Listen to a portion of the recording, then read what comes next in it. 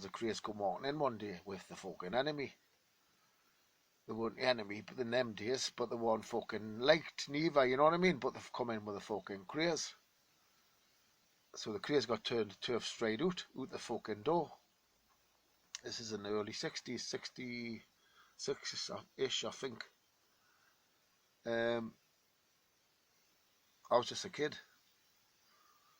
My old man knew all the cockneys. My mother had to stop my dad getting on the great train robbery. She had to get him at the train station, pull his coat off his back, stop him getting on the train. Because he knew them.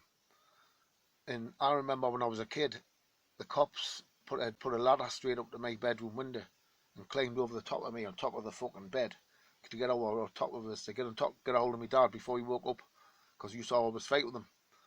And they were raiding the house looking for Ronnie Biggs, because my dad knew him. So obviously that's how he's been involved in Nelly getting involved with the Krays train robbery. But anyway, getting back to what I was saying, Stafford agrees, and he says on the documentary that he had to go and pick Ronnie and Reggie up at the 69 Club. And when he arrived there, they were stood outside in a car park. He says Ronnie was livid. And he says, what could they do? He says, he just had to wait that move. And he took them back to the train station. They got sent back to London. They never come back to Newcastle again, ever again after that. Because they got chased. And Stafford actually mentions it in one of his early books about some Geordie firm chasing the Krays. I've been told this. I've not actually read it, but I've been told he mentions it, but he doesn't say who. One of his earlier books that he's written. So it's obviously this lot out the 69 Club who put them out the door and made them stand in the car park till fucking Dennis come and pick them up. Now Dennis is living up here because he's been chased out of London by the fucking Krays. If you read the Krays books. But he's working for Vince Lander up here. And Vince Lander was up here taking over the fruit machine businesses and whatnot. This is why Angus got murdered at our fiddling the fucking machines. And this is all went on while the Krays is trying to get a foothold in the northeast through Lander. That Angus has been murdered. And they've already been chased through the Newcastle. So, and I know little bits about the murder. This week, who do you think actually committed the murder? Actually committed it? And I'm not sure, to be honest. But if I was to take a guess, I would say it's one of them two who brought the Krays into the club that day. They're both dead these days.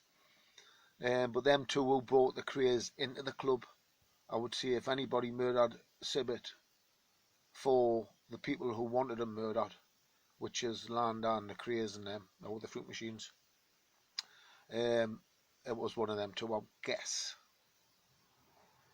But that's just a guess. Anyway, I haven't got any photos of Snowden. Big Bobby Snowden put them out the door. He drunk with my dad every day. Part of my dad's firm. So was Jackie. So was Foggy Dowell from Carlisle. There was a few Carlisle lads there as well that day. Firm of them. When the Krays firm walked in with people who weren't even liked from Newcastle, which is my enemies, ancestors. So they got put out the door. Bobby and Jackie were the two who went straight over to them and just said, members? They went, no, and they went out the door, put them straight out, didn't even get a drink. Knew who they were, they're not coming in, they knew what the enemy was up to, fetching them fucking in. And the one coming in the West End, and they got put straight fucking out and sent back to the train station. And Dennis Stafford, the Cockney, confirms that. He just doesn't say who done it, or why, what happened in the club. He just had to pick them up outside. But Dennis is one of them that was convicted of killing Angus Sibbett. I just want to point that out. He got convicted with Vince Lander's brother.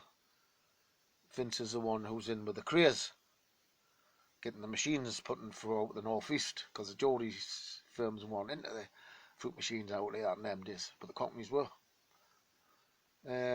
Then there was a bit of that going on at the time. I thought I'll add the album onto here. If me dad and his crew and whatnot. It's a police notebook from the 60s. proper police notebook with the pictures of most wanted people and the most people who had to be watched in the area. And I've got the old photos, sort of Picky Blinder photos here from the old police archives. That's so I've got a copy of the local ones, and I'll add them onto here. But there's a photo of Jackie Mulholland on here, and Foggy Dowell from Carlisle.